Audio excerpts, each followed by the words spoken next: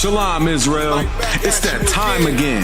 The ISUPK, under Commanding General Yahana, presents the Lord's 57th Annual Passover.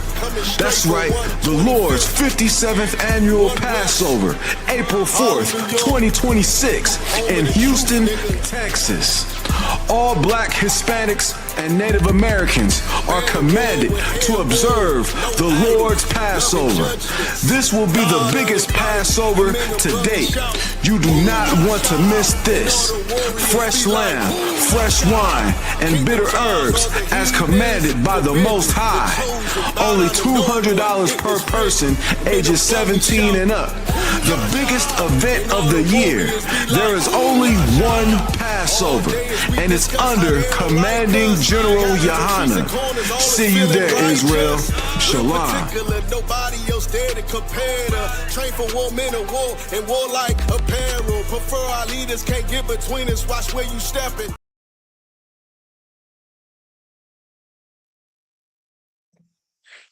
All right, Shalom Israel. This is the ISUPK, started 1 West, 125th Street, Harlem, New York, under Commanding General Yahana. This is the opening of the Feast of Purim. Give the Lord a hand for that. All right, so we got high holy days. They're all written in the book of Leviticus, chapter 23. But we also got memorial days or feast days that we also commanded to keep. And this is the last one before the Passover, before the start of the new year, right?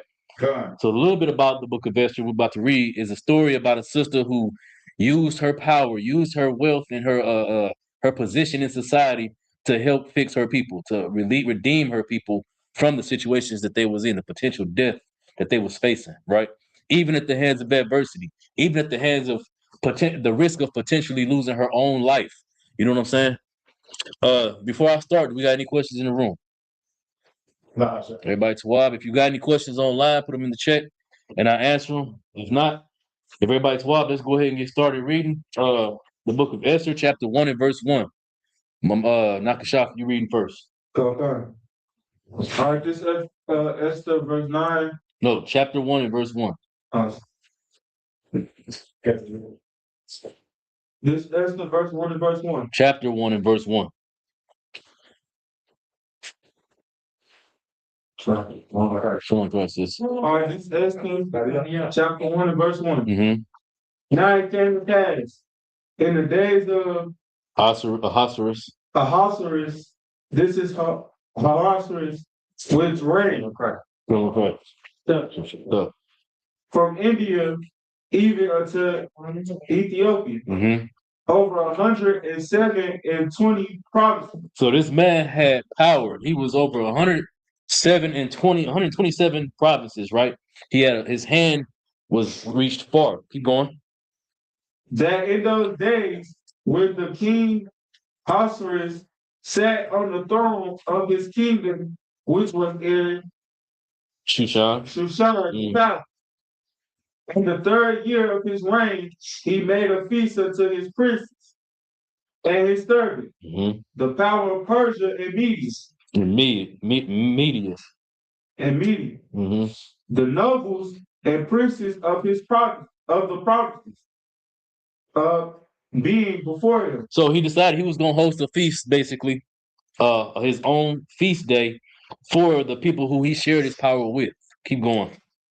When he shewed the riches of his glorious kingdom and the honor of his excellent majesty many days, even 180 days. And when these days were expired, the king made a feast unto all the people that were present in Shushan, the palace, both unto the great and small, 7 days in the court of the garden of the king's palace. Keep going. Where were white, green, and blue hanging, fastened with cords of fine linen, and purple to silver rings of pillar of marble. The bed was gold and silver, upon a payment of red, blue, and white, and black marble. So what he was doing is he was flexing his wealth to all of his constituents and to everybody in his kingdom, showing that we really got power, we really got wealth, and we really straight over here. You know what I'm saying? But all that power and that wealth that they acquired was at the hands of Israel, oppressing Israel. Keep going. And they gave them drink in the vessel of gold, the vessels being diverse from one of another, and royal wine in abundance, according to the state of the king. And the drinking was according to the law. Mm-hmm. None did compel. For so the king had appointed to all the officers of his house that they shall do according to every man's pleasure. He told every man to do according to his pleasure. Go ahead. Cover. Verse 9. Also, Vashti the queen made a feast for the women in the royal house, which belonged to the king Ahasuerus. Mm-hmm. Verse 10. On the seventh day, when the heart of the king were merry with wine, he commanded Mehuman, Biztha, Harbona, Bigtha, and Abagtha, Zathar, and Carcass, the seven chambers that served in the presence of Ahasuerus the king. So these are men that work directly up under the king. Keep going.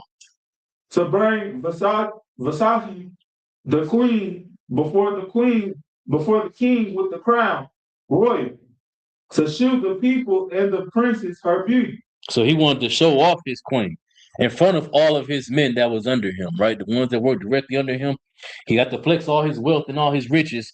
Now the goal was to show off his queen so he can see the thing that he got that they can't have.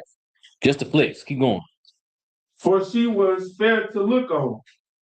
But the queen Vashti refused to come to the king's commandment. She refused to come to the king. Now, you know, if we look at the modern black woman today, you tell her to come here so I can parade you in front of my friends, she gonna tell you, nigga, stay away from me. I'm not doing that. Although some women will. Some women they disloyal and they trifling. But this woman wasn't our people. This is just a heathen woman. She said, no, you're the most powerful man in the land, 127 provinces. No, I'm not doing it. Go ahead. It's like some of our women have the audacity to want to be around your friends so she can pick which one friends. Exactly. She looking for the next come up after you done, after she done with you. Salakia, keep going. By his chamber. Therefore the king was very wroth, and his anger burnt in him. Mm-hmm. The king was angry because his wife, the queen, told him, no, I'm not finna be paraded in front of your friends. Keep going. Verse 13. Then the king said to the wise men, which knew the time, for so was the king mannered towards all that knew law and judgment. Mm-hmm. And the next to him was Karshina, Shathar, Agatha, Mm-hmm. Tarshish, Marine, Maris, Harsina, mm-hmm. and Mumukin, Mm-hmm. the seven princes of Persia and Media. So now he got these princes of Persia and Media in front of him, and they seeing this woman disrespect him. This king who got all this wealth, all this power, all of this fine linen, these gold beds, silver, everything being disrespected by his woman. Keep going. This is affront to his authority. Keep going. Which saw the king's face, and which sat the first in the kingdom. Mm-hmm. Verse 15. What shall we do unto the queen Vashti according to the law? Because she hath not performed the commandment of the king Ahasuerus by the chamber. They asking, what you want us to do to this disrespectful, disloyal woman who didn't do what you told her to do? Having all that power and all that wealth, all that status, it's expected that you're gonna have some repercussions for people that don't obey you. That's what they was looking for to happen. Keep going. Verse 16. And the Memucan answered before the king, Prince Vashti, the queen had have not done wrong to the king only. She didn't only offend the king. Keep going. but also to all the princes. But she offended the princes that was in the king's company as well. You were supposed to be as his wife. She was supposed to do as he commanded, so that he looked stronger in front of the king, as well as, or so that he looked good in front of the princes, but as well as so the princes know that who they associating with, who they serving at the foot of, is also somebody worth being respected the way they feel like he's supposed to be respected. What she did shook their faith in this king. Keep going.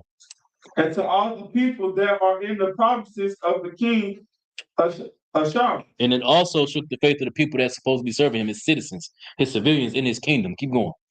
Verse 17. For this deed of the queen shall come abroad unto all women. Now all women gonna see that and they're gonna be like, well, I don't gotta listen to my man. She planted a real seed amongst women. Keep going. So that they shall despise their husbands in their eyes. See it? Keep going. When it shall be reported the king Osiris commanded Vashti, the queen, to be brought in before him, but she came not. He commanded her after all this happened, after her disobedience, to be brought in before him, but she ain't come. She said, I'm still not gonna do what you want me to do. This is a completely she doing whatever she wanna do type of woman. Keep going. Likewise, We call out where we at. we at Genesis 1 and 10. Keep going. Okay. Likewise shall the ladies of Persia and Media say this day unto the king's princes, which have heard the deed of the queen. So now the ladies of Persia and of Media gonna say the same thing unto their husbands. Keep going. This shall there arise too much content and wrath. Verse 19. If it please the king. Slakia. Knock out. You got a sword on you. Yeah. Never mind.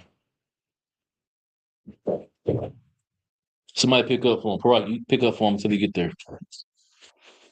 Verse 18. Likewise shall the ladies of Persia and Medes say, thus they unto the king's princes, which have heard the deeds of the queen, thus shall there arise too much contempt and wrath. Verse 19. If it please the king, let there a royal commandment from him. Salaki, hold on, brother. Everybody, make sure y'all turn it. Call out where we at. Come on. It's the book of Esther, chapter 1, verse 19. Pull it up, everybody. Because all y'all going to end up reading. We got 5 chapters to go through. And help the brother if he can't find it. Call it out again. That month. Parag. Chapter 1, verse 19. Go ahead. Verse 19. If it please the king, this commandment from him, and that would be written among the law of the Persians and the Medes, that it be not altered, that Vashti come no more before the king.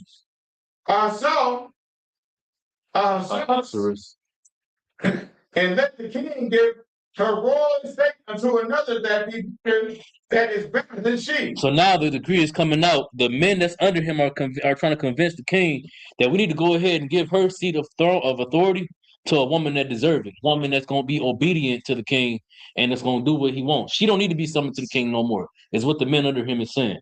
Keep going. Verse 20.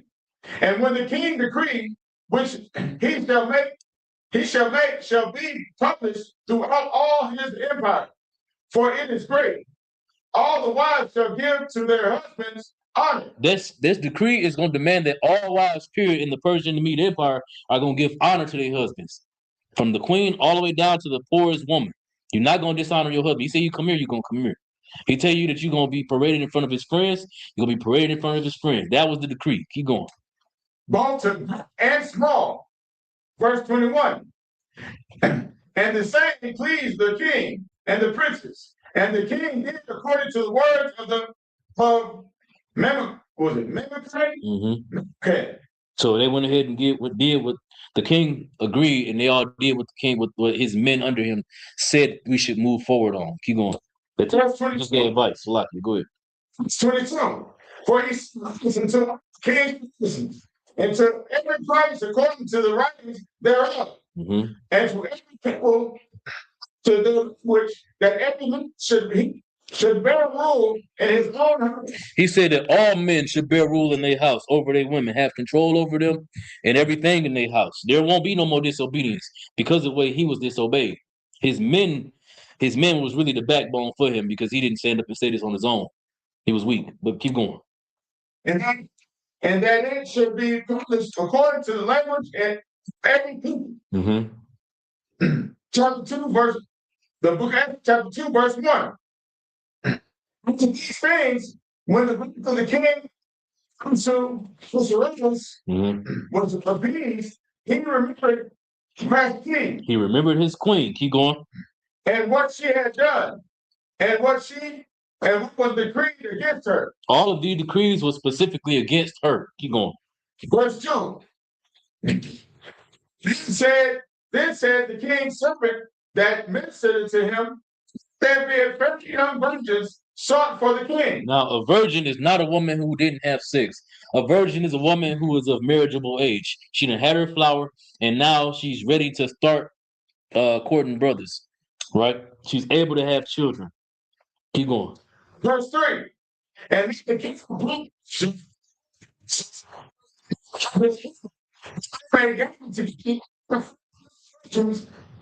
to Shishak, the prince. So now the decree is we about to find all of these fair young ladies, all these young women that's able to be married and able to produce children, and we're going to bring them all to the palace, right? To the king. Keep going.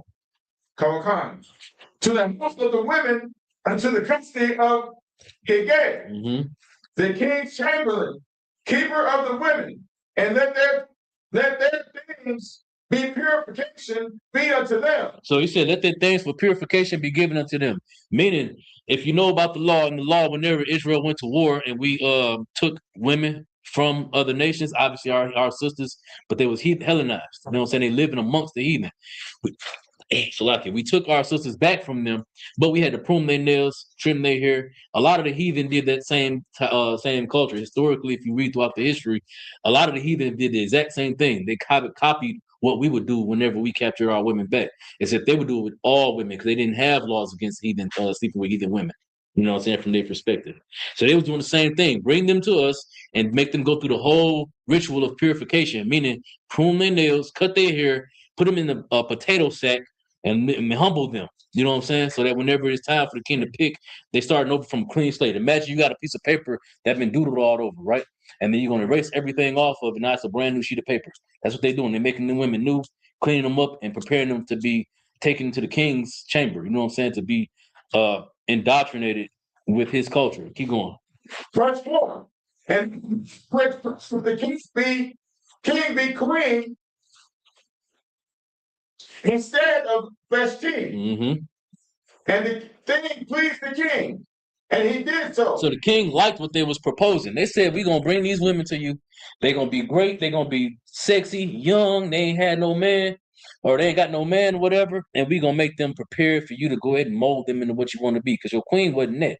She defied you. She did what she was going to do. She told you, no, I'm not coming to you. And so they said, we're going to bring these women to you. You're going to be able to mold them, and you can be able to pick which one you want, which ones that you want. And it pleased the king. He was with it. Keep going. Verse 5. Shushan, the palace where the power was a certain Jew. Now we get into the children of Israel, because again, you got to remember this is the time where we was in captivity to the Persians and the Medes, right? So now there's a certain Jew that we about to read about. Keep going. His name was Mordecai. His name was what? Mordecai. Remember that name. This brother is very, very important. Keep going. Son of John. The son of was it Shema. Keep going. The son of Kish, a Benjamite. The brother is a Benjamite. Keep going. Verse 6, who had been coming around from Jerusalem with the captivity which had been taken from Jeconiah. What was it? Jeconiah. Come. The brother Jeconiah was the king over the nation of the southern kingdom. Whenever Nebuchadnezzar, I'm about to read about it, but whenever Nebuchadnezzar came and subjugated Israel. Keep going. King of Babylon had come verse 7, and he brought Hadassah, that is Esther. Her original name was Hadassah, but she was called Esther in this kingdom. Keep going. For she had neither father nor mother, and the maid was far and beautiful. For Mordecai, when her father and her took for his own daughter. This is his niece. He took her to be his own daughter. He raised her up. This is a righteous brother. He did the law. He held the responsibility that all brothers owe to one another. If a brother dies, his children become your responsibility to take care of. In the law, we got laws about, in the scriptures, like we got laws about the widows. We have to take care of the widows. We have to raise up the children. We got to take care of our brother's inheritance so that they don't go to waste, so that he can have a seed to come up after him to continue on in his legacy, to continue. So he got something to come back to when he's born back in the earth, right? So Mordecai was viewing this sister the same way. This is my brother's daughter. I got to take care of her. I got to provide for her. I got to protect her. And I got to raise her to be righteous. And he did that. Keep going. So because king's commitment and his decree was heard, and when many maidens were gathered together to Shushan, the favorites to the country of God, that Esther was brought also to the king's house. So now, out of all these women that these men are going to try to allow the king to mold, they're bringing him to mold to what he wants them to be. The sister Esther was brought up among them as well. Keep going. To keep verse 9. And the maiden pleased him, and she obtained kindness of him. She pleased him. He saw her and immediately was in love. Smitten. You know, Israel got the most beautiful women on earth, right? We got all different varieties and flavors. This sister's a Benjamite. I don't know if you know what a Benjamite sister look like, but it's a great variety and a great flavor. You feel me? Baskin Robbins. She the strawberry ice cream. You feel me? Keep going. It says she pleased him though. He saw her and she got kindness from him just from him laying eyes on her, right? Keep going. And he speedily gave her things of purification. So immediately it's time to make her purified so I can mold her into the queen that I'm looking for, is what the king was thinking. Keep going. With such things as belong to her, and which were meant to be given her from the king's house. He gave her 7 maidens after her purification, so that she got she got people to tend to her every need. The point of them maidens, those maidens are people of his kingdom. The point of those maidens was to show her how he expected her to be, how to clean her up and smell the way he wanted her to smell, to look how he was expecting for her to look, as far as her attire. You know what I'm saying? Keep going. And he prepared her maidens into the best place of the house. Women. He made sure that she had the best place in the house of the women. He really was showing this woman favor, this sister some favor. Keep going. Verse 10. Shall not show her nor her kindred. He didn't, Salaki. She made sure that she didn't let nobody know that she was an Israelite. She was just another woman that was brought amongst the rest of these women that the king got to choose from. She just happened to be an Israelite, but she didn't let nobody know. Keep going. For Mordecai had charged her that she should be destroyed. Why do y'all think Mordecai made sure that she didn't let nobody know who she was or what she was from?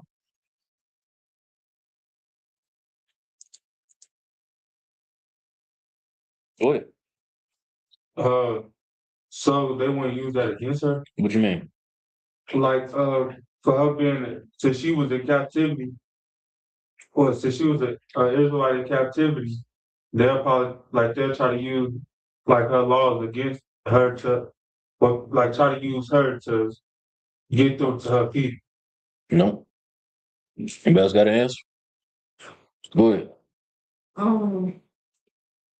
So some other people try What you mean? like she's Say something to who? No. Anybody else got an answer? Why was it important that Mordecai told her not to let them know who she was, what tribe she was from, or what nation she was from? Right. Because they might try to despise her or treat her differently. But she was amongst a bunch of different women. What difference would it have made? He was already in captivity. All right. Tanaka, you got your hand up? Well, I don't know. Oh, Zabak, you got your hand up? Zabak, why was it important that Mordecai made sure that Esther knew not to tell people what nation and tribe she was from? Read that verse again, Zabak. Verse 10. Esther had not spared her people Zabak, kindred. get on the door to I'm gonna come back. Go ahead. For Mordecai had charged her that she should not show it. Why did Mordecai charge her not to show it? Zabak? Read it one more time. He was walking. Read it one more time. Come. Verse 10. Had not shown her people nor her kindred. She never showed her people or her kindred, meaning she never revealed who she was, like what tribe she was from or what nation she was from. I got that backwards. What nation she was from and what tribe she was from. Keep going. For Mordecai had charged her that she should not show it. Why did he tell her not to show those things? Oh, that's a good question. Nakashaf, you got your hand up. Well, so she could blend in? What's the value of her blending in? Because, she got laws and stuff that the other heathen women didn't have. So she would she'll be not like she she got laws and stuff that the other heathen women didn't have. So like her showing that probably would have detoured them to a woman that don't got no laws, no nothing, because it would have been easy more. I just want these on the songs. So it would, because she would shine. She would outshine the other women because she knows how to carry herself. She already did that. She didn't have to even say nothing to get that. To do that. He saw her and fell in love with her. So imagine, right? We in captivity, right? We on a slave plantation, right? And you specifically, Parak, are the best craftsman, the most skilled blacksmith on the plantation, right?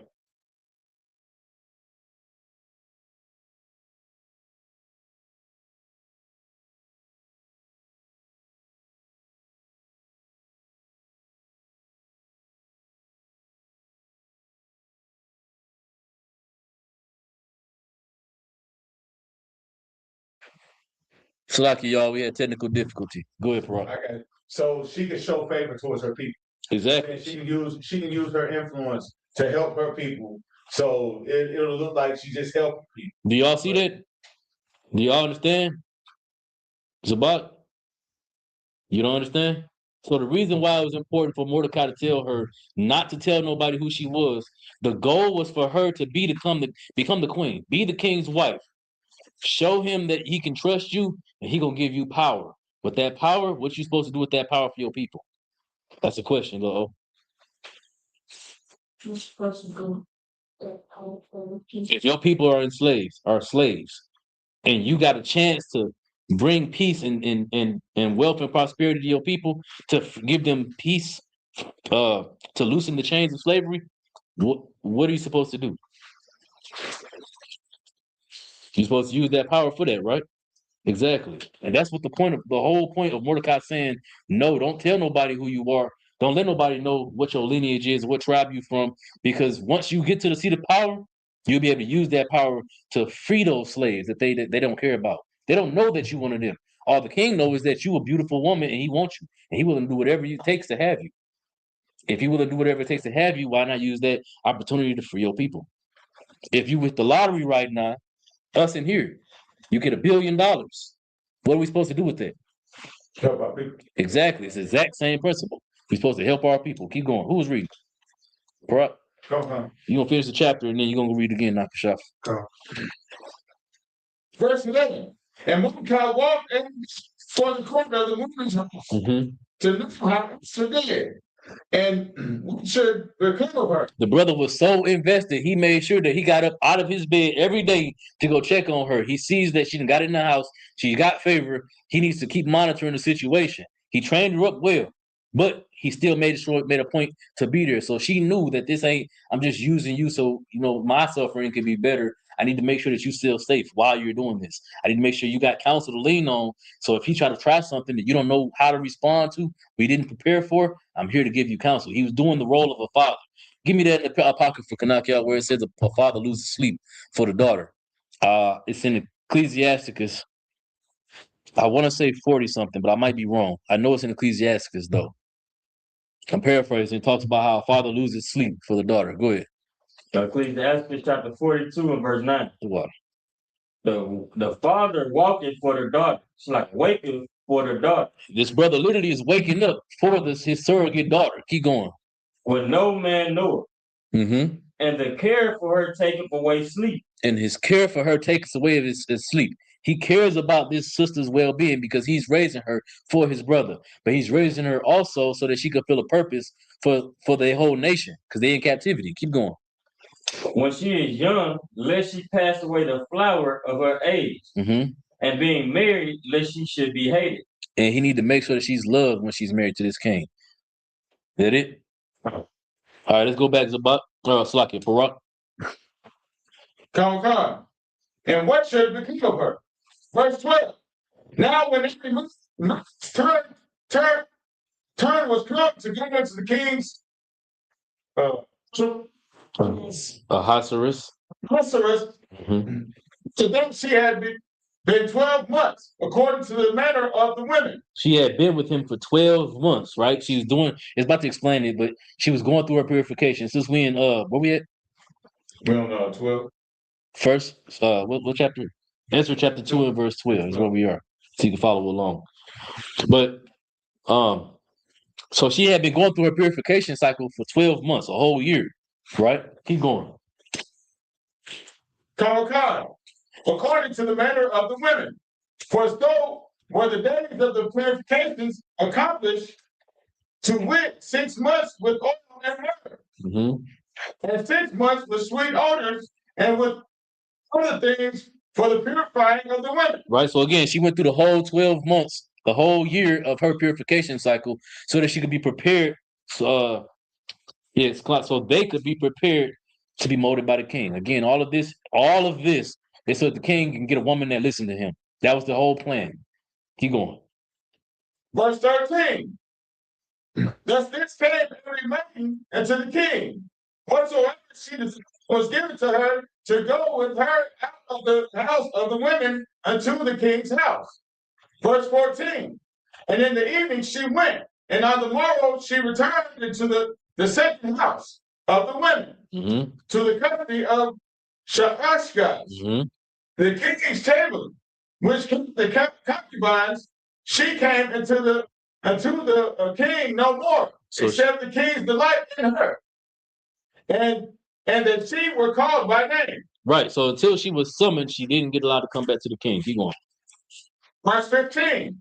Now in the turn of Esther, the daughter of Abihail, Mm-hmm. the uncle of Mordecai, who had taken her for his gift, was come to go in unto the king. Salaki, real quick. Let me correct myself. I was wrong. This is his cousin, not his niece. Salaki, keep going. Was required nothing but Haggai, the king's chamberlain, the keeper of the women, appointed. And Esther obtained favor in the sight of all them that looked upon her. Now, this is what I was talking about earlier. She didn't have to do nothing but just be the Israelite sister that Mordecai raised her to be to gain favor. She didn't have to talk. She had to speak. All she had to do was just present herself. The scripture that we read earlier in the previous chapter, when he saw her, he was smitten with her, and she gained favor in his eyes. She didn't have to say nothing. She had to do nothing. Just being an Israelite woman, the Lord was with her. You know what I'm saying? And by the way that Mordecai raised her to be. That's very important. She wasn't just no freelance woman out here. Mordecai raised her to be a certain way, specifically preparing her for this mission, right? So when she got there, finally to the position that he was planning for her to be in, she did what she was supposed to do. Everything that he trained her to do, and she didn't have to even say a word. And the king was smitten. Keep going. Verse 16. So Esther was taken unto the king, unto his house well in the 10th, which is in the month of Tebet. Mm-hmm. in the 6th year of his reign. Now, also, when we do the Lashwan Kodash class, when you read about the 10th month, this is where you get that name from. Keep going. Verse 17. And the king loved Esther above all women. He loved her above all women. He saw her and was so infatuated with her, he ain't want nothing to do with the rest of them women. They was just there. Keep going. And she obtained grace in the sight more than all the virgins. Mm-hmm. So that he set his royal crown upon her head and made her queen instead of Vashti. She was already gonna have the crown on her head from the jump. Once he laid eyes on her, he went through all this for the sake of formality, just to appease his men under him that set all this up. But he already knew where he was going. The Israelite woman is the most beautiful, greatest thing on earth. You know what I'm saying? So once he got to see that, yeah, get his sisters in land. Once he got to see that, experience being around that, the rest of them women, them heathens, he wasn't interested no more. You know what I'm saying? And that's why Israelite women get chosen for all the best, all the degrees that Israelite women have. When they go apply for them jobs against their white counterparts, they end up with them. But that also adds to why Israelite women are the most oppressed in the corporate America world. You know what I'm saying? You hear a whole bunch of stuff about how they deal with prejudice on the job and just being picked at specifically because of who they are, not because of the work that they do, not because of their work ethic. Hold on, not because of the work ethic that they have or they supposedly don't have, but specifically because of who they are.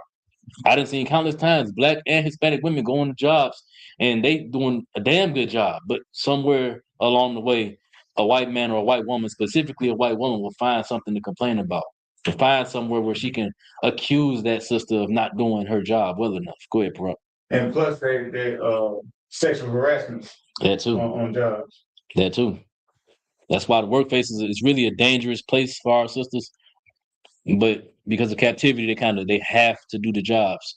But it's our jobs as men to train them up to be able to see the signs and get away from those dangerous situations before it get to that point. Come. Keep going. Come. Verse 18. And the king made a great feast unto all his princes and his servants, even Esther's feast.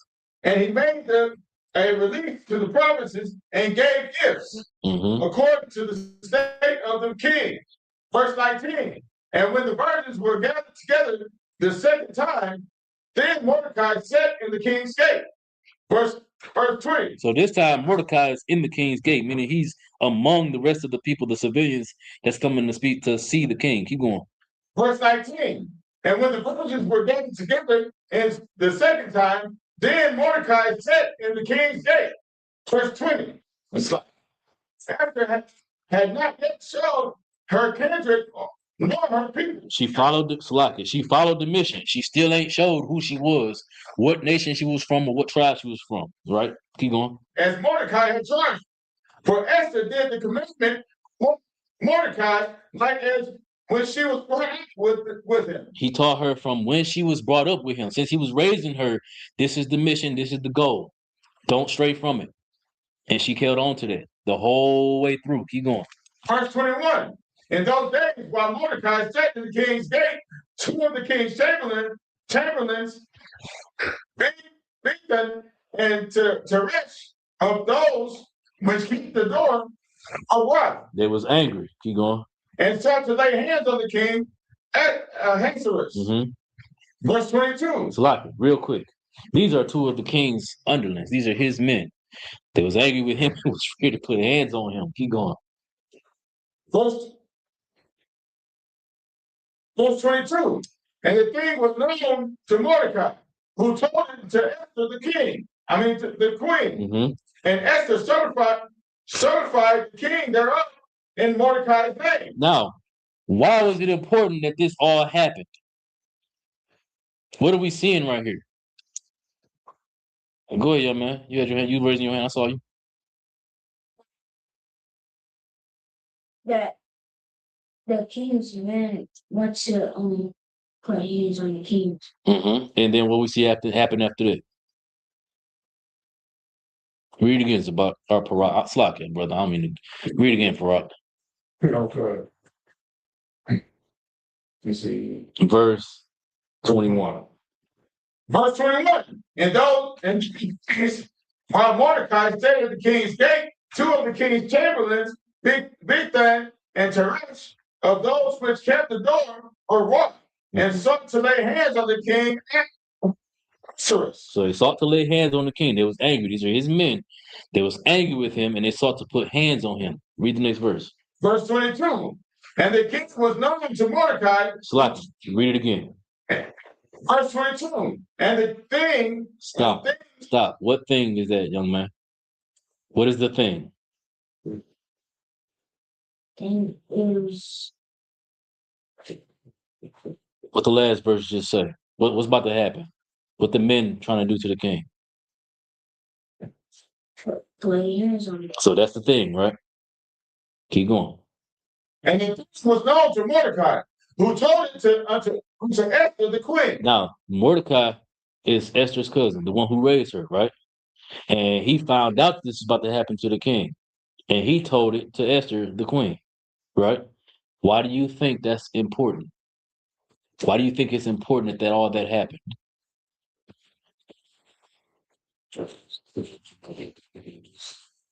Exactly. Keep going. And Esther certified the king thereof in Mordecai's name. Now, what was the benefit of her being able to do something about it? What's the benefit of that?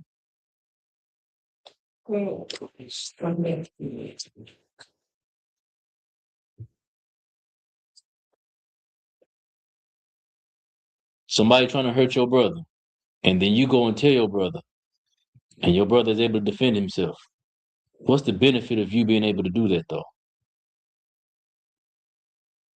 So the regular king up that you can so do something about it. And how do you benefit from that? Telling him Now, that's the right thing to do, but how do you benefit? What do you get from doing that?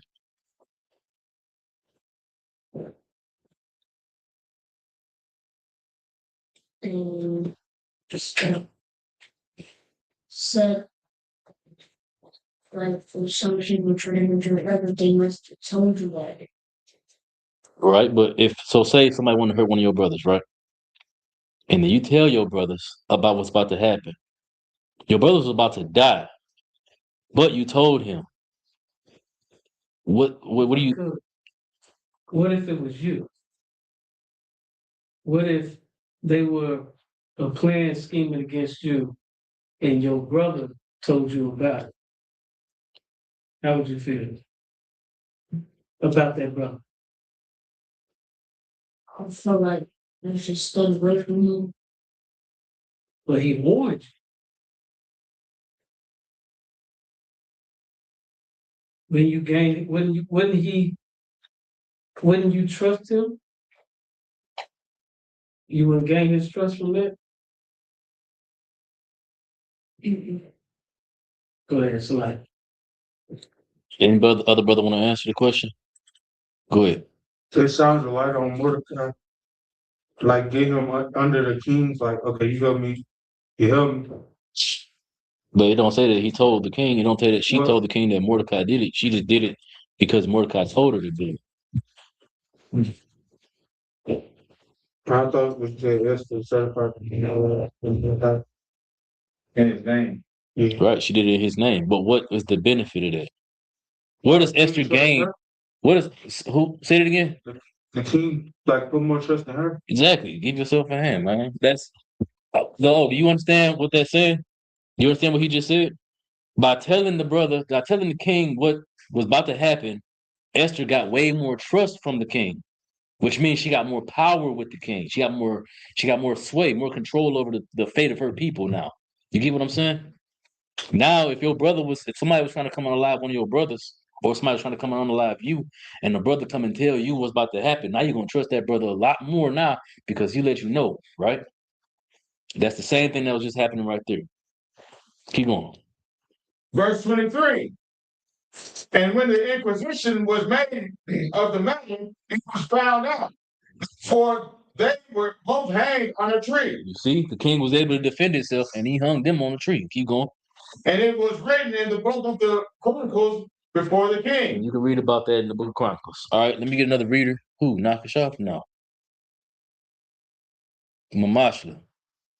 It's your turn. We're gonna read Esther chapter 3 and verse 1.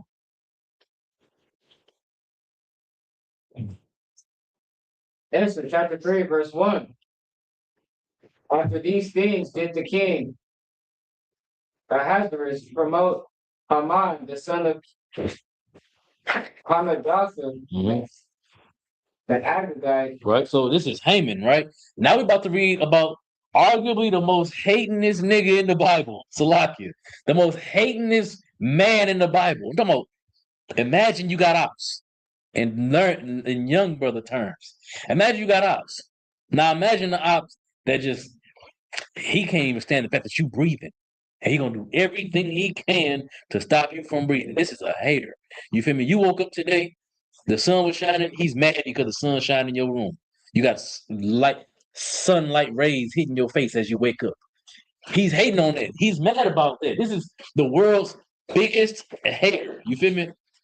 Next to, I won't even call Judas a hater. This nigga is the world's biggest hater. All right, keep that in mind. Keep going. And advancing, and set his seat above all princes that were with him. Verse 2.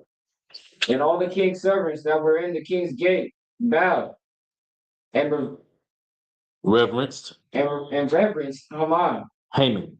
Haman. They all bowed to Haman and reverenced him. The king gave him authority, and he felt like he was the greatest thing on earth because he got authority from a king who rules over 127 provinces. This king has real power in the earth at this time.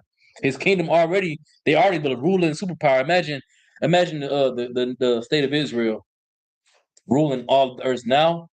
That was the Persians and the Medes then, right? Just like Egypt at one point did, then Babylon did, and then after this you got Greece, and then ultimately you end up with Rome. All of them at some point ruled the whole known earth. They was the superpower in the earth.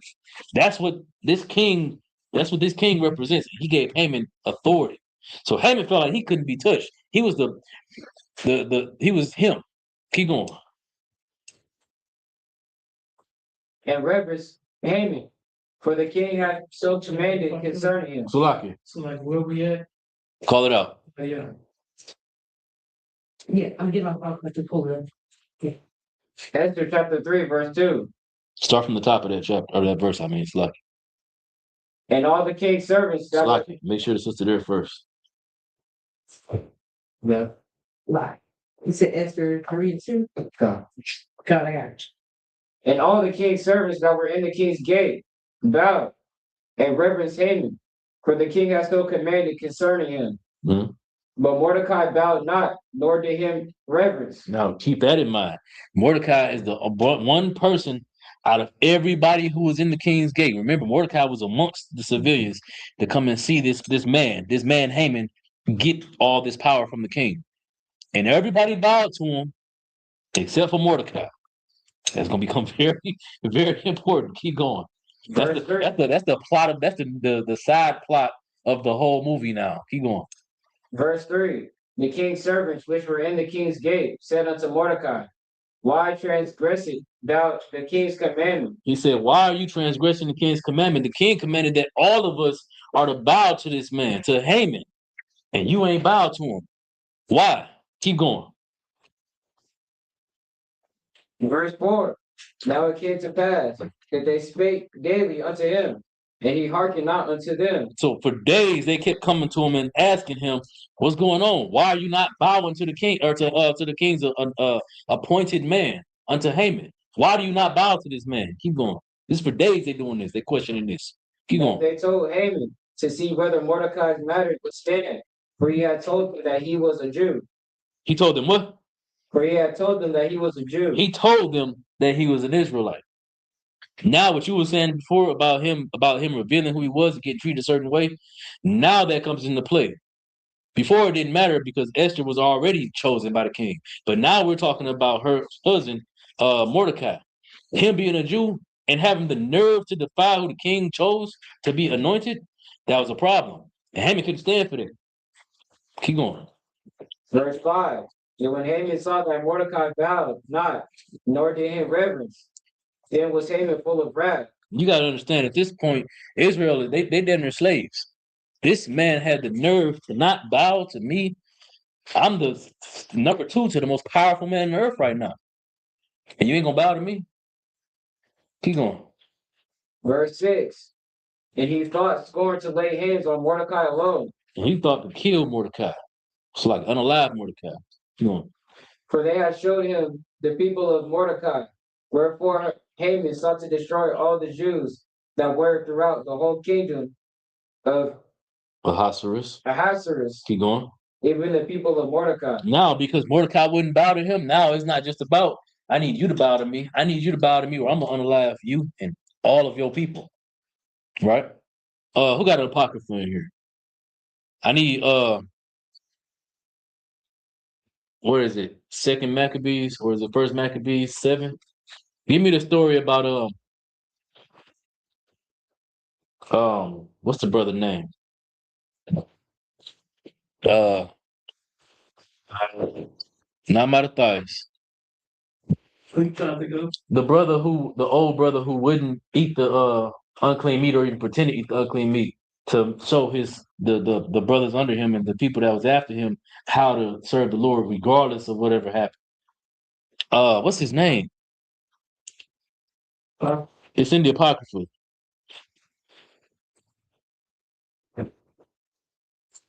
Eleazar. His name is Eleazar. Look up Eleazar in the Apocrypha.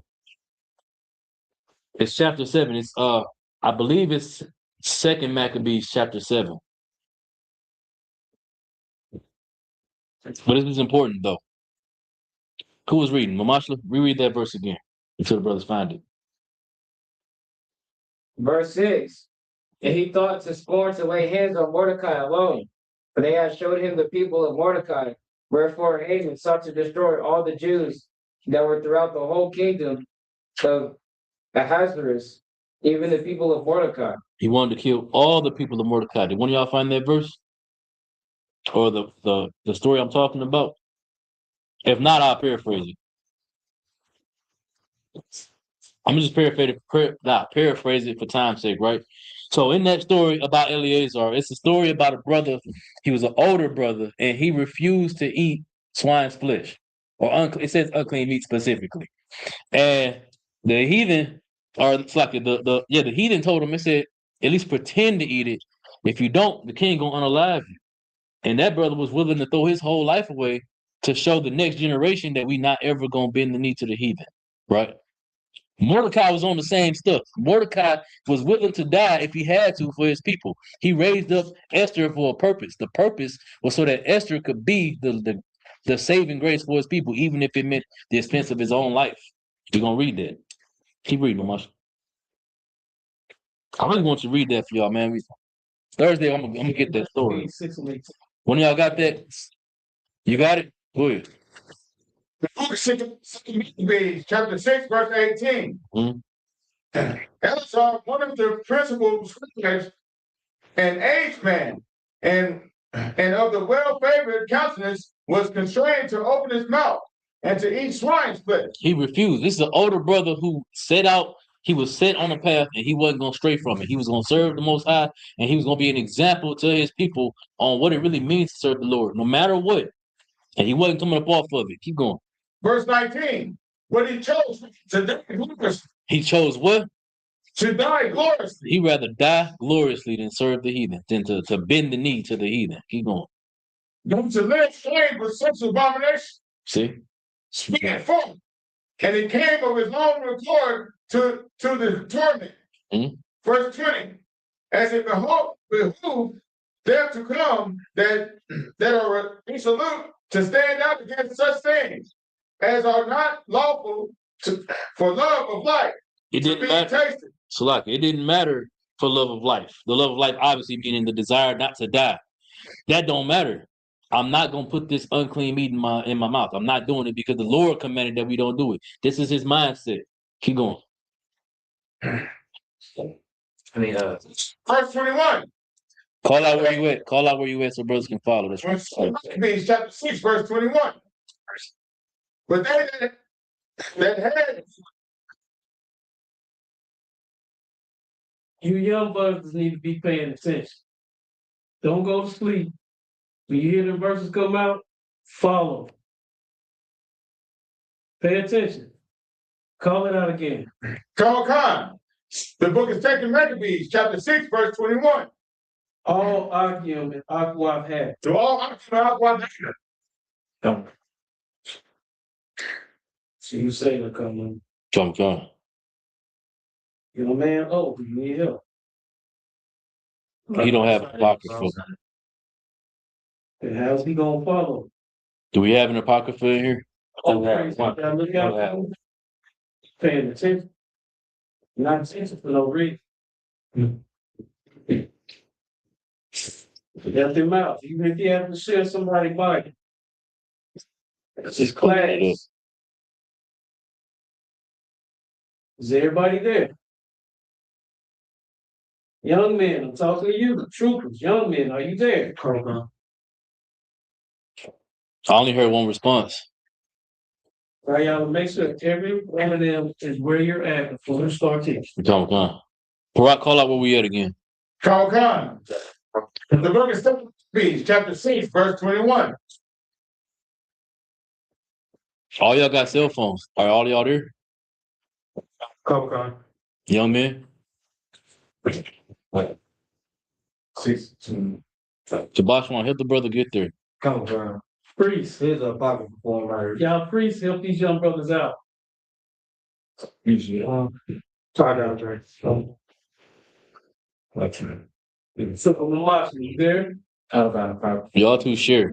Young man. Oh, yeah, you got it. Go ahead. Everybody there. I got a hair on the was starting right there. Everybody there? Come. Sisters, y'all there? Go ahead. The book of Maccabees, chapter 6, verse 21. But they that had the charge of the for the old acquaintance they had with the men, taking him aside, him to bring food to his own provision. He chose to bring flesh of his own provision because they was eating unclean meats and he refused to do it. So he brought his own meat, clean, lawful meat. Keep going. Which was lawful for him to do. Keep going. And as if he ate it, taken from the sacrifice commanded by the king. So they wanted him to fake like the lawful meat was unlawful meat for the king's pleasure, just to satiate the king, because he wanted everybody to partake in this unlawful meat. But he said he's not doing it. Keep going. Verse 22. That is so he might be delivered from me. And on the read that again. 22. That is so doing that he might be delivered from me. Why didn't they want him? Why did they want him to pretend like he was eating the unlawful meat? I know y'all paying attention. Good. So he went now to That's why he wouldn't do it. But why did they want him to pretend like he was eating the unlawful meat?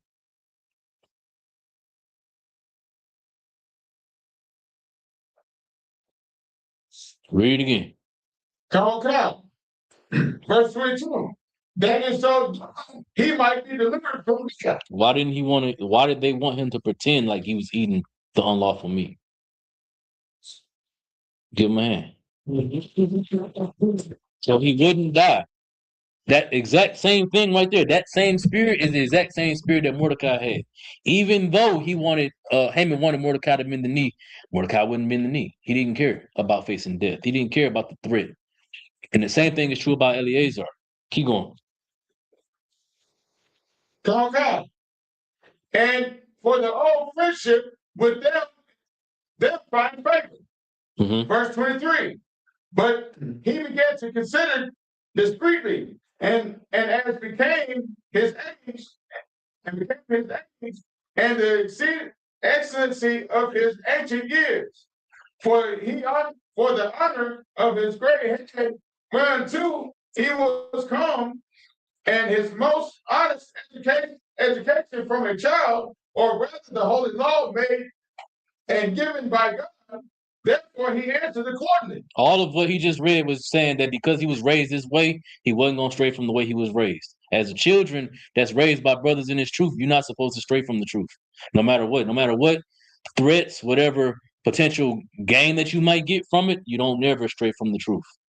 if I could, Carl, so I can. What do Israelites know? Especially in the Apocrypha, what do Israelites know? Which is the basis why they don't fear death. Talking to you young men. If you know the Bible, why do you not fear death? Just like those sons that was with the mother, they got boiled in a pot by some Greeks because they would not eat pork. What did they know? What did the disciples know? What did Eleazar know? Young man or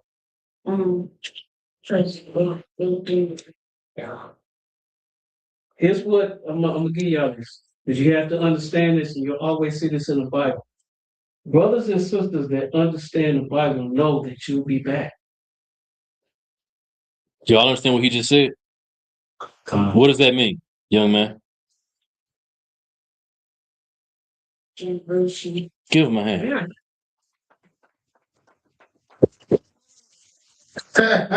Because be quiet. Hey, give Austin a shocking hand too.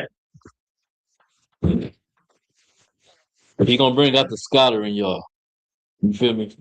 But that's exactly the point. We don't fear death in the truth because we know we're gonna come back. The Lord is with us, and as long as we die serving Him, we're gonna come back, and Lord willing, to a better state than what we died in. We might be in captivity right now, but He might bring us back into greatness.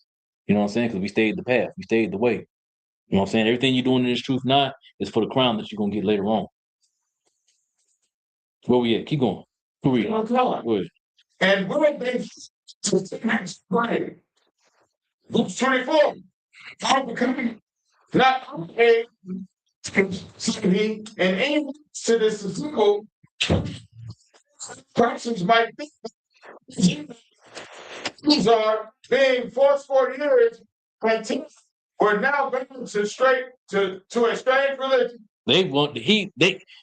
It was so important to him that he didn't eat the unclean meat that he didn't want people to believe that he even possibly could have went to a strange religion, because he was raised, like it said, all what he said earlier was to be in the truth, follow the law, statutes, commandments, and never stray from it.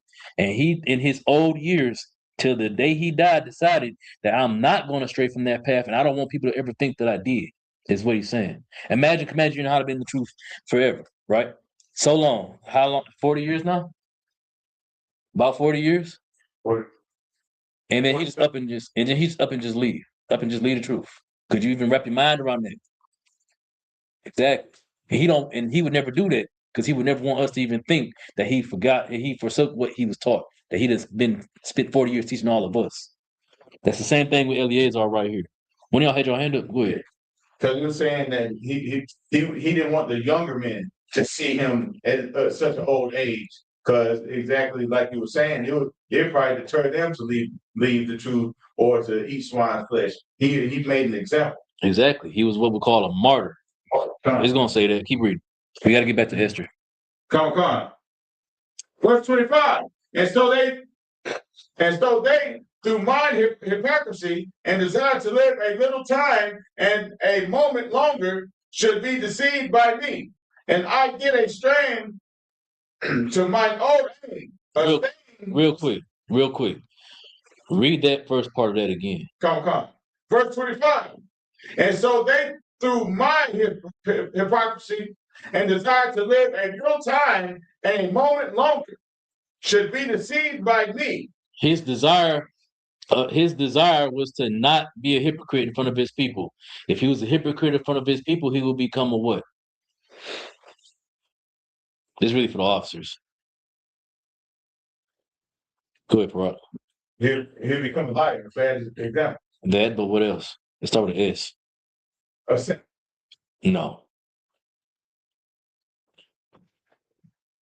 He's supposed to be setting an example for the brothers that's after him. But if they see him eat the swine's flesh, what does he become to them? Stumbling block. Give him a hand. Right. He becomes a stumbling block. His desire was to not become a stumbling block. He wanted the men that was following after him to have a real righteous example to follow after, even until his death, so that they would choose the exact same thing. He couldn't fake it because it would hurt his brother's view of the truth. They would find reason in a way. They would see that their survival, their love of life, meant that they could break the law. And our God is not a God of compromise. That's Islam, right? Even up to death, you still have to do this, no matter what. Keep going. And I get a stain to my old age, and make an abomination, abominable. Verse 24. For through, it's like verse 26. For the present time I should be delivered from the punishment of men. Yet should I not escape the hands of the Almighty, neither alive nor dead. Read that part. Read that verse again. Verse 26. For through the present time I should be delivered from the punishment of men. Yet should I not escape the hands of the Almighty, neither alive nor dead. Y'all understand, young men, what that's actually saying? What that verse is saying? Only from somebody other than O. Read it again, Barak. Pay attention. 26. For through the present time should be delivered from the punishment of men. Real quick, that's saying though, through the present time, if I eat this, if I pretend to eat the unlawful meat right now, I'll be delivered from the men. Again, these men are trying to do what to him? They're trying to kill him. But he's saying that if I pretend to eat the meat right now, they won't kill me, right? Keep going. Should I not escape the hand of the Almighty? But who's gonna still punish me if I do that? Give yourselves a hand. The Lord is gonna punish us if we pretend to abstain from all appearances of evil. The Lord is gonna punish us if we pretend to serve the heathen. You can't even fake it. You're either in the truth or you're not. You can't be lukewarm. I should have you pull that, but go ahead, pull that. Well, okay. 1 Thessalonians chapter 5, verse 22. Abstain from all appearance of evil. Why is it important for you to abstain from all appearance of evil? We just read it. We want to get punished by God. Exactly. That's the whole point. You want to serve the Most High all the way in truth. Don't even fake like you not serving Him, because you will be judged for it. You will be punished for it. Because you know what you're doing when you do that? If I got this menorah lit with a whole bunch of candles on it, right? And it's a light, and I put it up under here, who can see the light? Nobody. One of y'all was supposed to answer, but you're right. Nobody can see the light. Your job in the truth is to be a light for everybody, right? Everybody that you know, your friends, your family, your desire, our heart's prayer and desires for everybody we know to come into the truth, right? Right. All of our brothers and sisters, right? Yes? So how they gonna do that if you hiding your light? That's the whole point that's being made right here. Keep reading. Read that verse again. Come on. Verse 26. Wait, who's reading? You? Salaki, my bad. You. I didn't know which one you wanted. Thessalonians. Or... Read Thessalonians again. 1 Thessalonians chapter 5, verse 22. Abstain from all appearance of evil. Exactly. You hide in your light when you choose to appear evil. Don't even fake it. That's why Eleazar was so staunch about what he was saying. And that's where Paul gets the idea from. It's from this story right here. Appearing of evil, you still gonna get judged by the Lord. And that's not worth the life that you're saving. Go ahead, sis. You said there was 1 Thessalonians 5:22, right? God, sis. Okay, go on. It ain't worth the life that you're trying to save. Keep going, Parak. Come. Mamashi, you still holding Esther, right? All right. Yet should I not escape the hand of the Almighty, neither alive nor dead. Mm-hmm. Verse 27.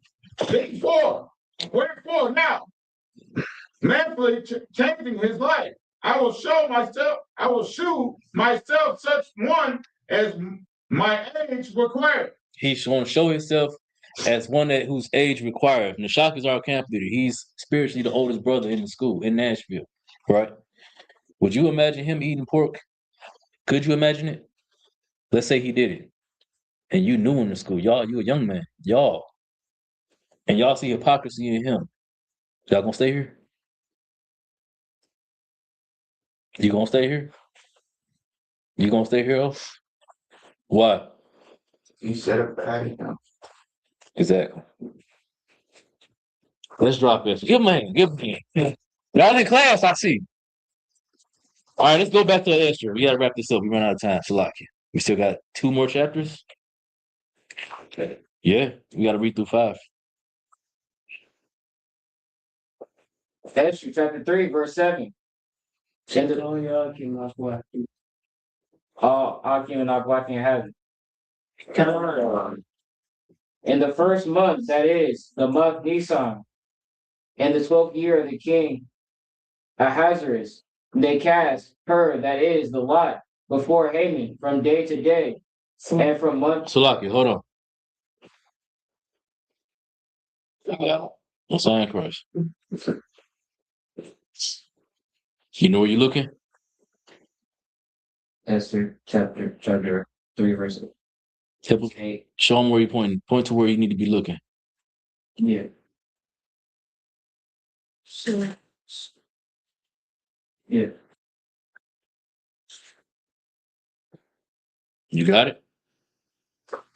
Go ahead. Good job. Esther chapter 3, verse 8. And Haman said unto King Ahasuerus, Mhm. there is a certain people scattered abroad and dispersed among the people in all the provinces of thy kingdom. So now he's letting the king know that there's a group of people, a specific group of people amongst all the people in all your provinces. Remember, he got a huge kingdom. He's over 127 provinces. It's a lot of people. It's a lot of different small individual kingdoms that he ruled over all of. Keep going. And their laws are diverse from all people. But these people different. They're not like the rest of the people. Keep going. Neither keep they the king's laws, therefore it is not for the king's profit to suffer them. They don't keep your laws, so there ain't no reason for us to even let them be alive. Allow them to live. We need to get rid of them. Haman is already, you seeing signs of the hate in this man. He's a hater. All right. And he's hating so bad because these people, they got the gall to do what he's too weak to even try to do. It would never been the need of king, but he will. He's happy where he at being second fiddle. But Israelites, we desire and we are owed rulership of the earth because our God commanded that we have it. Keep going. Verse 9. If it please the king, let it be written that they may be destroyed. And I will pay 10,000 talents of silver to the hands of those that have the charge of the business. He gonna pay 10,000 hands of talents of silver to whoever takes care of this problem, who eliminates these Israelites. Keep going. To bring it into the king's treasury. This is ICE right here in the Bible. Right. He's paying people to come and destroy God's chosen people. This is literally ICE that we're reading about. Read it again. If it please the king, let it be written that they may be destroyed. And I will pay 10,000 talents of silver to the hands of those that has the charge of the business. Keep going. To bring it into the king's treasury. So imagine Trump got his number 2 guy telling him, look, if you want these Mexicans gone, nigga, we can get rid of them. You just gotta let me get the funds and I'll pay men to make it happen for you if it please you. This is what Haman is on. He's this ICE in the Bible right here. This is the oppression of our brothers and sisters happening in real time in the Bible that's happening right now in America today. Keep going. Verse 10. And the king took his ring from his hand and gave it to Haman, the son of. Work through it. You got it. Work through it. Hamadatha. Mm-hmm. The Agite, the Jews' enemy. Mm-hmm. Verse 11. And the king said unto Haman, the silver is given to thee. The king said, I'm gonna give you the money that you need to do this. Pay them people. Keep going. The people also to do with them as it seemeth good to thee. Do whatever they want. Don't that sound just like ICE? They paying these white supremacists and even some of our own people to pull us over, drag us out of cars, throw us in these concentration camps and separate families. I put a story up, I believe it was last year when all this ICE stuff first started, about a young sister. She was 10 years old, just had brain cancer surgery. She was in recovery. ICE came and took her out of recovery from having brain. Who is she a threat to? The notion, the selling point is that these are gang members, rapists, Slovakia, and drug dealers. People that's and you know the average white person will say they're using all of our resources. Whatever. This is a 10-year-old girl. Who is she a threat to? Who is she a danger to? I'm sure she ain't a gangbanger in that hospital bed with half her brain gone, but they took her anyway. Because it ain't about how much of a danger and a threat you are to them on a physical level, but on a spiritual level, it is. Good. They even more evil now. Back then in these scriptures, they got paid silver, right? Yeah, come. ISIS ain't getting no paycheck. Nope. They doing it for free. Again, stupidly. It's like it. Go ahead, bro. Doing the work of IOUs. Mhm. You know what I'm saying? Literally, real quick about the sidebar about that, right? I heard, I don't know how true it is, but I heard that they was promised X amount of dollars on a sign-on bonus, right? And every however much time frame of them doing the job, they would get another bonus. It's coming up on them being owed the second bonus, and they still ain't got the first one. Good. I was gonna say something real quick. Imagine you being a Hispanic or a black person going against those people Mhm. for money and you don't even get it. You know what I'm saying? Now imagine, That's real quick, imagine you are Eleazar and they're telling you to eat this unlawful meat or pretend to eat this unlawful meat, and you do it, and they still kill you anyway. that. Good. Hey, and plus on just piggyback on that, they said that you have to go the full extent. You know what I'm saying? They don't have to pay you that upfront money until the end. Oh, so I And didn't if even you hear quit that. before the end, the contract's void. So you done oppressed your people, you sold out your people for literally nothing. It's like The hell is the end? The end exactly. You think so? How long is your term to serve with ICE until we get rid of all of the illegal immigrants? All of the Mexicans got to go. The Venezuelans, the Colombians, they all got to go. Well, we don't know when that's going to be, so you're just going to keep working, and we'll pay you at the end of it. When we got them all, we'll let you know. Just keep going. Yeah, can't just make up numbers. Exactly. Keep going. Oh, Salaki, go ahead, sis. So like, is that kind of like how they was doing when the government shut down and all the people who was working in like TSA and they weren't even getting paid and they were still making them come to work and telling them that we gonna back pay you. And they still ain't back paid those people for all those months they worked without any checks over at like TSA.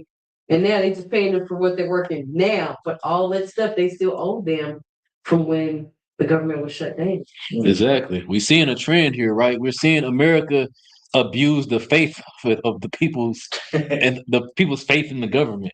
They believe that the government is going to hold up their end of the deal. But you're talking about a group of people who made 500 odd treaties with the natural people of this land and broke every single one.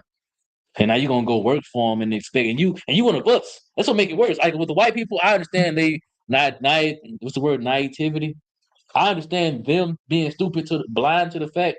But you talking about naivete, the water. But you talking about brothers and brothers that know that done seen the laws, the treaties be broken and the effects of that. They know about the Trail of Tears. They know about Tulsa, Oklahoma, the Tuskegee experiments. They know about all that, but they still choosing to have faith in the enemy, in the oppressor, as opposed to faith in the Most High.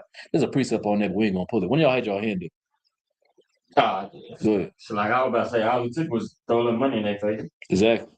There's a precept for that too. It's like keep reading. Verse 12. They were the king's scribes. So like Thursday, I'm gonna give y'all all these precepts. I'm thinking of. Go ahead, keep reading. They were the king's scribes. Caught on their 13th day of the first month. And they were written according to all that Haman had commanded unto the king's lieutenants and to the governors that were over every province, and to the rulers of every people of every province according to the writing thereof, and to every people after their language in the name of King Ahasuerus was it written, and sealed with the king's ring. So, according to the king's decree, no matter where y'all was at, if you was an Israelite, your life was now officially in danger, just like ICE. Keep going. Verse 13. And the letters were sent by post into all the king's provinces to destroy, to kill, and to cause perish all Jews. All of who? All Jews. All Jews. Everybody who's Israelite born, your life is officially in danger. We're living in that time right now. You're seeing the effects of this currently happening. Our brothers and sisters that choose to band together, we small in number. But the Lord is with us. It ain't about numbers. It ain't about how much power the enemy got. As long as we stay the path, the Lord gonna deliver us from this. But you're talking about people who are already in captivity and they don't have that level of faith. They don't know to have that level of faith. But you got a brother like Mordecai who's trying to instill that in them. It's heavy. Keep going. both young and old, little children and women.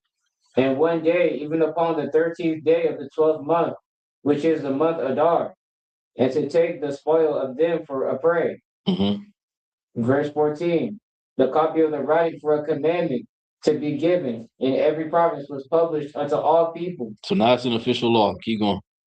that they should be ready against that day. Verse 15, the post went out, being hastened by the king's commandment. Now this is in the news. It's being hastened by the king's commandment. Now this is in the news. Keep going.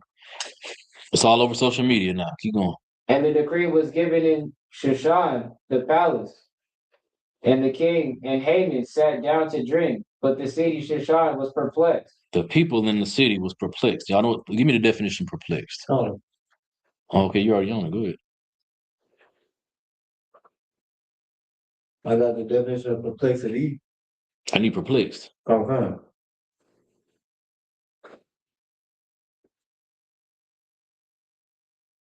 Right here. Go ahead. Perplexed, completely baffled, very puzzled. That's it. Come. That's the definition. The people in the city of Shushan was complete. They was confused about what was going on. Keep going. We're in chapter 4. I need a different reader. Come, I read. Good. Come. Oh no. One of y'all young men finna read. Matter of fact, you've been quiet. I want you to read. Where we at? That's what. Call it out. No, call out the whole book, chapter and verse where we at. Sit up and read. Look, hold it up. You need to project your voice so everybody can hear you read. Call out where we at. Chapter 4. What book we in? Esther. Chapter 4, verse 1. All Akim. Repeat after me. All Akim and Akwathian. There. Yeah. Go ahead, read. When what? You gotta read loud. When water. Louder. So the Bible up. Go ahead. When Mordecai read all that were done, He perceived all that was done. Keep going. Mordecai rent his clothes. Meaning he ripped his clothes off. Keep going. And put on sackcloth with ash and He put on, hold on, wait, slow down. So when you're reading, you see that comma, that means you got to take a little pause, right? He said he put on sackcloth with ashes. He rent his clothes. He heard about what was about to happen to his people. He saw the law. He heard the decree. Imagine you scrolling on social media, you see kill all blacks and Hispanics. You're going to start stressing out. The brother, he ripped his clothes off, put on a potato sack, and covered his head with ashes. That's a custom for what we do during times of grief and suffering, right? To appease, it's like to humble ourselves to gain protection from the Lord. Even in our affliction, even though we suffering, even though he was a slave at this time, in captivity rather at this time, he still felt the need to humble himself further to get the Lord's protection. Y'all understand what I'm saying? God. Keep going. Oh, slack. What question up? My answer to What was your question? Hand up. I was gonna ask what cloth with ashes meant that you said. Yeah, the sackcloth is like a potato sack. And then the ashes, like I said, it's customary to put ashes on top of our head to show that humility to the Lord. You know what I'm saying? Normally we do it when we during the time of mourning, according to the scriptures. But also it's just a time of grief in general. And this is a grieving time for all of Israel. Because the decrees went out that we supposed to all be put to death. So this is a terrible, terrible time to be an Israelite. Keep reading. Zabak, you got a light on. No, Oh, okay, come on, Salaki. see. You good, Salaki. and went out into the midst of the city. Sit up when you read, man. You gotta read louder. And went out to the midst of the city and cried with a loud and a bitter cry. So he's crying out to the Lord because of the plight that's about to befall his people. Keep going. Verse 2. It came even before the king gate, for no might Read that enter part again. into the- Hold on. Read that part again. for For none might go. enter into the king gate clothed with sackcloth. Nobody is supposed to come in there dressed in a potato sack, but he did it anyway. Keep going. Verse 3. And in every pr- Province. province with their soever Mm-hmm. the king commandment and his decree came, there was great washing among the Jews. Mourning. The morning, There was great mourning among the Jews.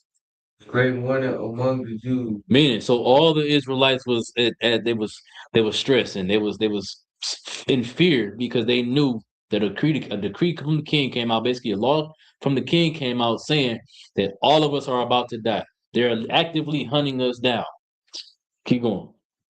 And fishing and weeping and willing and many lay in sackcloth and ashes. So all of the rest of the children of Israel saw what Mordecai did to attempt to appease the Lord and gain favor with him, and they did the same. They put on sackcloth and they put ashes on their head. Keep going.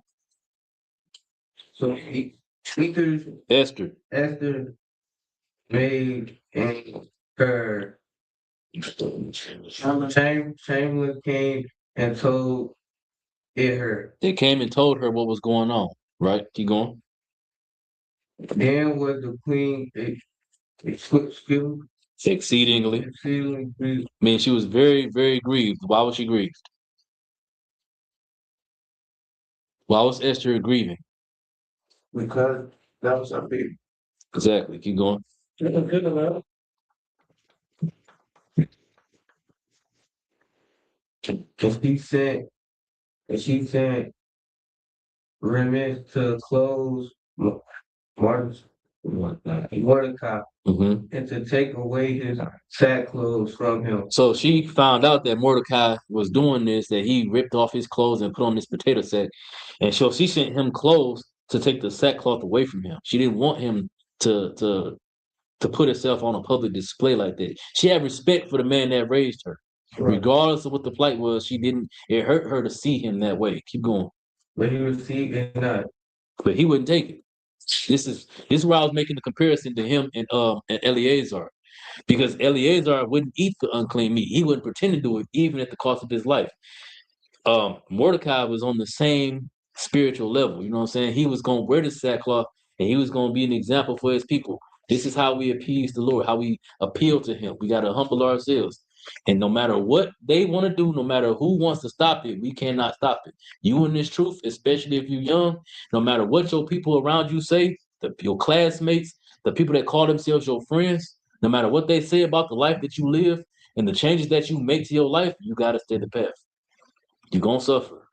It's going to suck sometimes. It ain't going to be always fun. It ain't always laughs and jokes. But you working towards something that's forever. The laughs and jokes is fun right now until one of them niggas end up dead, or they end up juvenile, or end up in jail, or in prison. Now you can't laugh and joke. Now the laughs and jokes is gone. Now you said. Now you heard it. That too is what being in the truth. You have to decide in yourself that you're going to be strong. You're going to be a soldier, and you're going to stand for the Lord before anything else, no matter what. Y'all understand what I'm saying? God. Keep going. Verse 5. Men called Easter and Esther. Esther and Hesed, one of the king's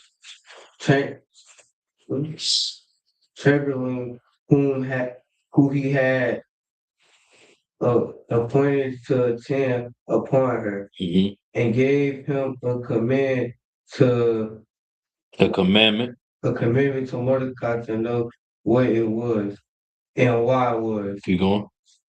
Verse 6. For Hesed went forth to Mordecai upon the street of the city, which was before the king gate. So Hatak went forth to Mordecai. He went to go meet Mordecai. Keep going. 7. And Mordecai told him of all that had happened upon him, and of the sum of the money that Haman. Haman had promised to pay, and to the king treasure for the Jews to destroy them. So Mordecai went ahead and told him exactly why he was grieving. Why are you in front of the king's gate dressed in this sackcloth and got these ashes on your head? And you got all the rest of your people now following suit doing the same thing. And he told him, man, they trying to kill us. I'm trying to prevent this from happening the best way I know how, and that's to appease to the Most High. Keep going. 8. Also, he gave him a copy of the writing to the priest that. Read that again. You just read that one more time. Also, he gave him a copy of the writing to the other the priest that was given at Shushan to destroy them. Mm-hmm. Since you went up until Esther, go and unto the king. No, go back. To show it unto Esther. To show it to Esther, and to declare it unto her. He wanted to show Esther what it is, because again, remember, Esther is she's trying to put clothes on her cousin, try to get him to cover himself up. Again, it's hurting her to see him do this to himself. She didn't understand what exactly it was that he was experiencing out there, because she's in the palace, she's the queen. So he made sure that she got the decree that was sent out to destroy her people. Keep going.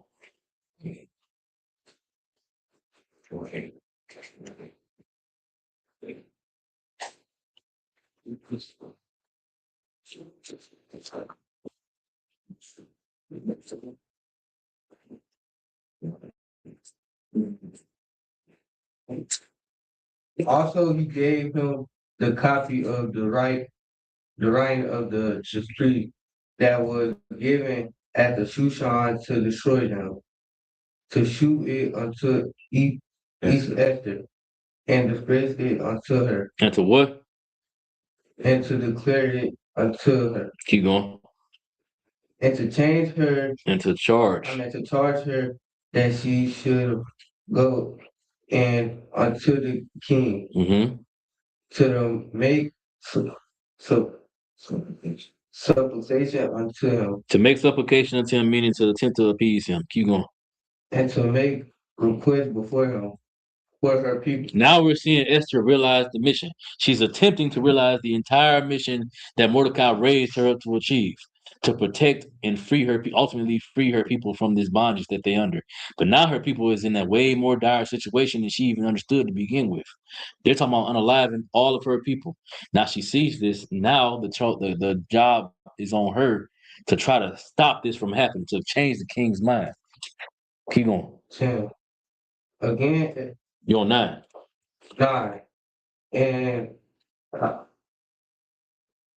Hatak came and told Esther the word of Mordecai. Right. So he told Esther what Mordecai had said, the whole situation. He gave her the whole rundown and what her new mission is. Keep going.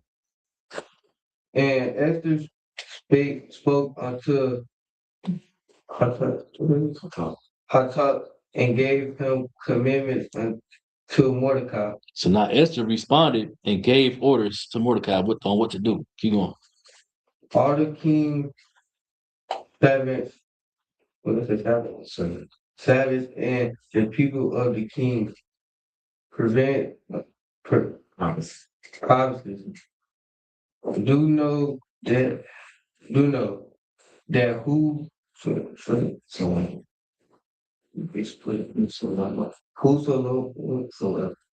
whosoever, whatever man or woman shall come unto the king and to the inner court, who is not called, there is one law of to put him to death. So anybody who comes before the king that wasn't summoned by the king or wasn't summoned by the king will get put to death. Keep going. Expect such to whom the king shall hold out the golden scepter that he may live. Okay. but I have not been called to come unto the king these 30, 30, 30 days. These 30 days. All right, we're gonna swap readers. Young man, you're gonna read now, okay? You know where we at? Call it up. Esther chapter 12, La. Chapter 4. chapter 4, verse 12. Make sure you read loud. They told to Mordecai Esther words. 13. Then Mordecai commanded to answer Esther. Think not what they show that Thor shall escape in the king's house That thou should escape in the king's house. Keep going. more than all the Jews. So what he was saying is don't think that just because you're in the king's house means you're gonna escape this suffering. Keep going. 14. For it thou altogether holdest they peace at this time, then shall their enlargement and the deliverance arise to the Jews for another place. But thou and thy father's house shall be destroyed. Said thou and thy father's house shall be destroyed. If you hold your peace at this time, if you don't say nothing about what's about to happen, you might prosper, but all of our people are going to be destroyed. Keep going. And who knoweth whether they art came to the kingdom for such a time as this? Keep going.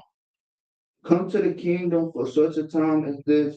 15. Then Esther bade them return Mordecai this answer. She told them to go back, respond this to Mordecai. Keep going. 16. Go gather together all the Jews that are present in the Shushan. She's telling them to go gather all of the Israelites that's present in Shushan. She's about to give them an answer to the problem they're dealing with. She's about to tell them exactly what to do. Keep going.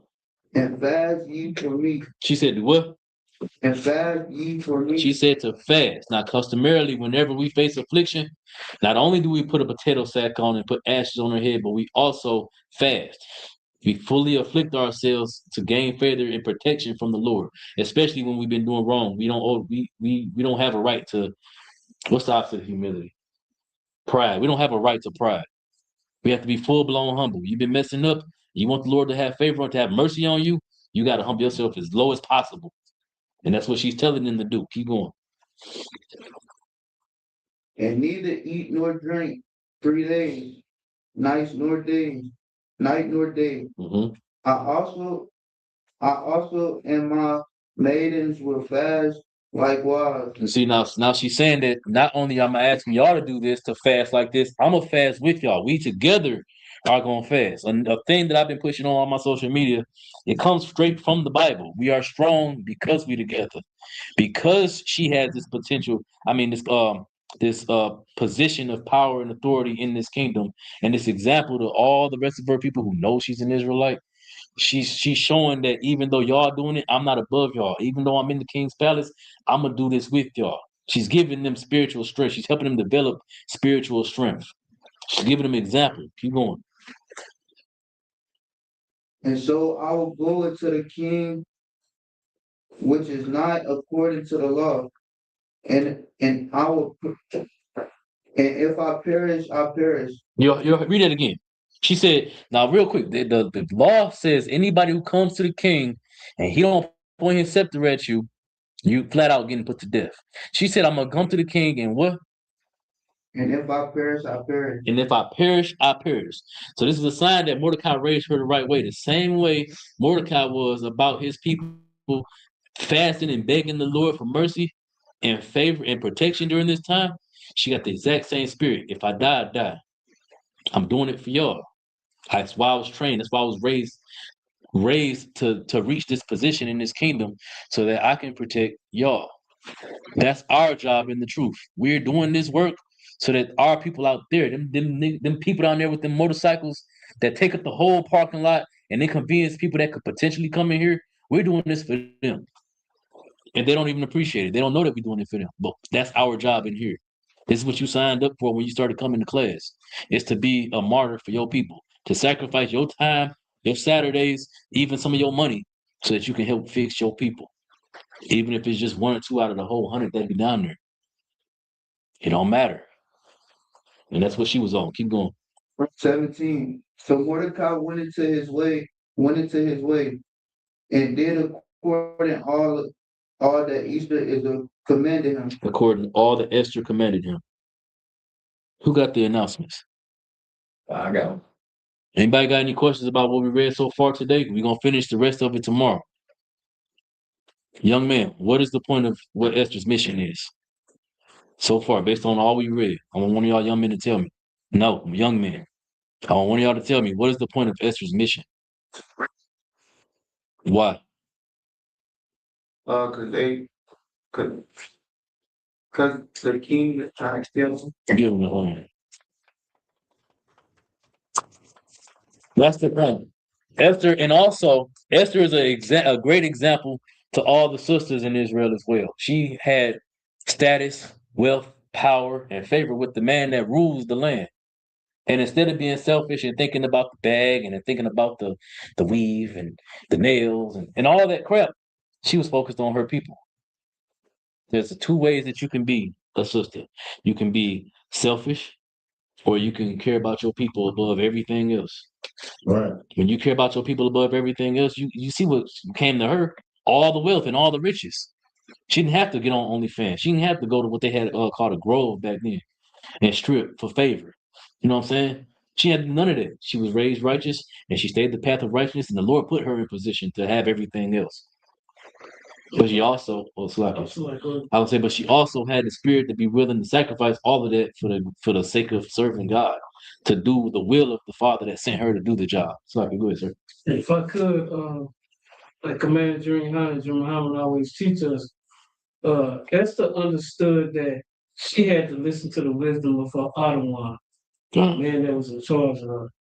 Because if she had just done that on her own, it would not have been successful for Israel. Exactly. She had to listen to the man that had the wisdom that the Lord appointed above her. I always remember that as sisters and as brothers. Listen to the wisdom of the men that are appointed above you. You think you know everything, you don't. Because if you had the solutions to everything, then you wouldn't be in the mess that you're in. That's why all of us are in here. We all have the answer to something. Always remember that. That's what us to understood, okay? So like it, go ahead. Okay. With that, I pass the class off to Trooper Nakashoff.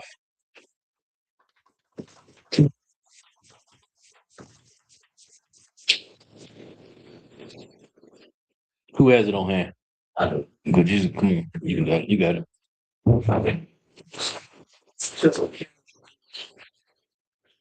Turn slightly to the right. There you go. These are the ISPK security announcements. We are the ISPK, start out at 1 West, 125th Street, Hall, New York. Rule for a new brother or sister. When a new brother or sister come to the school, they are off limits for 6 months. They are to be saluted only. They are here to share themselves of the world. If they need transportation, the teacher will arrange it. After 6 months, if a brother or sister has an interest in a particular person, he or she must get permission from the head to speak to a brother or sister. There's another 6 months in which the brother and sister will court each other. After this 6-month period, the brother and sister will get permission from the head to marry.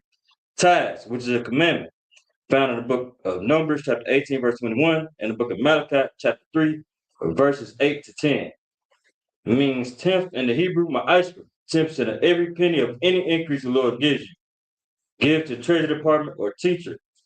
Priest fund, free will out for priests, not mandatory whatsoever amount you would like.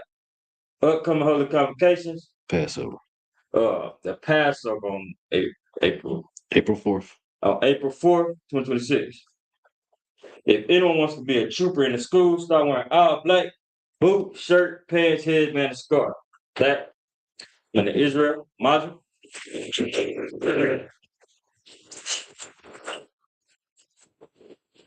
We're gonna give one courtesy salute. Mashabat. Rock. Yeah. Dr. Matah. Sar, turn face sister. Sisters, we're gonna give the sisters one courtesy salute. Mark Shabbat. Farah. Yeah.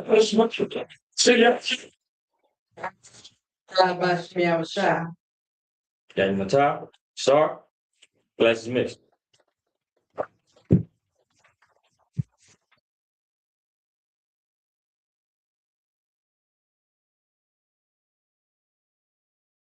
Shalom, Israel. It's that time again.